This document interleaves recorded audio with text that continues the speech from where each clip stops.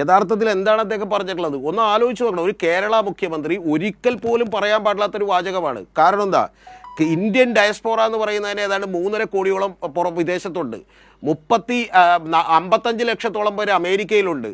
അതുപോലെ തന്നെ കേരളത്തിൻ്റെ മാത്രം കാര്യമെടുത്താൽ ഏതാണ്ട് 21 ലക്ഷം മുതൽ 34 ലക്ഷം വരെയുള്ള ആളുകൾ വിദേശത്തുണ്ട്. എന്ന് പറഞ്ഞാൽ അജിം ഷാദെ, ആ 34 ലക്ഷം, ആകെ 82 ലക്ഷം കുടുംബങ്ങളെ കേരളത്തിലുള്ളൂ എന്ന് ആലോചിക്കണം. അതിൽ 34 ലക്ഷം ആളുകൾ വിദേശത്ത് നിന്ന് പണം കൊണ്ടുവന്ന് ഇങ്ങോട്ട് അയക്കുമ്പോൾ യഥാർത്ഥത്തിൽ അന്നാട്ടിലെ ആളുകളും പറയുകയാണ് ഇവർ നമ്മുടെ പണം കൊണ്ടുവന്ന് പോവുകയാണ്, ഇത് നമ്മുടെ എക്കോണമി അപകടത്തിലാക്കുകയാണെന്ന് വിചാരിച്ചാൽ എന്തായിരിക്കും കേരളത്തിൻ്റെ അവസ്ഥ?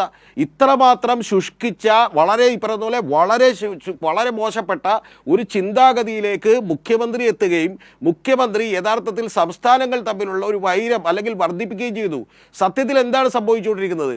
കേരളത്തിൻ്റെ ഈ പറഞ്ഞ പോലെ നിലവാരം ഉയർന്നതുകൊണ്ടാണ് അത്തരം ജോലികൾക്ക് ഇവിടെ ആളെ കിട്ടാത്തതും യഥാർത്ഥത്തിൽ അത്തരം ജോലികൾ ഇവിടെ എടുക്കാത്തതും. അത് നമ്മുടെ മെറിറ്റായി കാണണം. ഇപ്പോൾ അമേരിക്കയിൽ നിങ്ങൾ പോയാൽ സ്വാഭാവികമായിട്ട് അവിടെ കൂടുതൽ സമയം ജോലി ചെയ്യുന്ന ആളുകൾ തീർച്ചയായിട്ടും ഇന്ത്യക്കാരോ മറ്റുള്ളവരായിരിക്കും. അമേരിക്കക്കാരങ്ങനെ ജോലിയില്ല. അതൊരു രാജ്യത്തിൻ്റെ ഡെവലപ്മെൻ്റാണ്. ആ ഡെവലപ്മെൻറ്റിനെ കുറിച്ചോ എക്കണോമിക്സിനെ കുറിച്ചോ ഒന്നും മനസ്സിലാക്കാത്ത യഥാർത്ഥത്തിൽ അങ്ങേയറ്റം മനുഷ്യത്വഹീനമായിട്ടുള്ള ഒരു വാചകമാണ് വി ഡി സതീശൻ്റെ ഭാഗത്ത് നിന്ന് ഉണ്ടായിട്ടുള്ളത്. അത് അദ്ദേഹം കേരള മുഖ്യമന്ത്രിയാണ് എന്നുള്ളതിൽ തീർച്ചയായിട്ടും എനിക്ക് വലിയ നാണക്കേടാണ് എനിക്ക് യഥാർത്ഥത്തിൽ ആ ഡയലോഗ് കേട്ടപ്പോൾ തോന്നിയത്. അതിൽ അദ്ദേഹം പറയുന്നത് ഏറ്റവും പ്രധാനപ്പെട്ട ഒരു വാചകമുണ്ട്, അത് കേട്ടപ്പോൾ ഞെട്ടിപ്പോയി. അദ്ദേഹം പറയുന്നത് ഇത് കേരളത്തിന് വലിയ അപകടകരമായ സിറ്റുവേഷനാണ്, നിങ്ങൾ ശ്രദ്ധിക്കണമെന്നാണ്. എന്ന് പറഞ്ഞാൽ നമ്മുടെ ഇവിടെയുള്ള ആളുകൾക്ക്, ഇവിടെ സാധാരണ പണിക്ക് വരുന്ന ആളുകളോട് പോലും ഓഹോ നീയൊക്കെ നമ്മുടെ പൈസ കൊണ്ട് പോവാണല്ലേ എന്ന് പറയുന്ന ഒരു തോന്നലുണ്ടാവണമെന്നാണ്.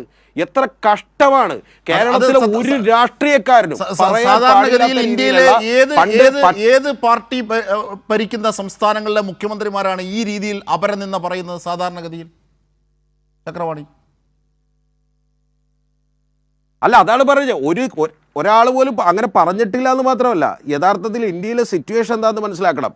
മഹാരാഷ്ട്ര കഴിഞ്ഞിട്ടുണ്ടെങ്കിൽ ഇന്ത്യയിൽ ഏറ്റവും കൂടുതൽ ഈ പറഞ്ഞ റെമിറ്റൻസ് കിട്ടുന്ന 23%, നമ്മുടെ NSDPയുടെ 23% റെമിറ്റൻസ് കിട്ടുന്ന ഒരു സ്റ്റേറ്റിൽ നിന്നുകൊണ്ട് ഇത്ര വലിയ ഈ പറഞ്ഞ വങ്കത്തരം എങ്ങനെയാണ് ഒരു മുഖ്യമന്ത്രിക്ക് പറയാൻ കഴിയുക എന്നുള്ളത് നമുക്കറിയില്ല.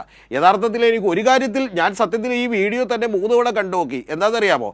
അദ്ദേഹം ഇനി ഇരുന്നിട്ട് രഹസ്യമായിട്ട് പറഞ്ഞതാണോ അതോ നിന്നിട്ട് പറഞ്ഞാണോ എന്നറിയാം. കാരണം നിൽക്കുമ്പോൾ ഒരു നിലപാടും ഇരിക്കുമ്പോൾ വേറെ നിലപാടുമാണല്ലോ. റെജി ചെറിയാനടക്കം അത് അനുഭവിച്ചതാണ്. അപ്പോൾ അത്തരത്തിലായിരിക്കും എന്നാണ് ഞാൻ വിചാരിച്ചത്. പക്ഷേ എന്നെ അത്ഭുതപ്പെടുത്തിയൊരു കാര്യം അത്തരത്തിലല്ല, ഇദ്ദേഹം ഇതുപോലെ തന്നെ പറഞ്ഞാണെന്ന് തോന്നി. ഇനി അജിം ഷാദ് ഇതുകൊണ്ട് തീർന്നില്ല കേട്ടോ. നാളെ അദ്ദേഹം പറയാൻ പോണത് എന്താണെന്നറിയാമോ? മിക്കവാറും രതീഷ് ചക്രവാണി ഇത് വെറുതെ പറഞ്ഞാണ്, ഞാനിങ്ങനെ പറഞ്ഞിട്ടില്ല, ഇന്നലെ ഞാൻ നിയമസഭയിലും ഉണ്ടായിട്ടില്ലെന്ന് പറയും.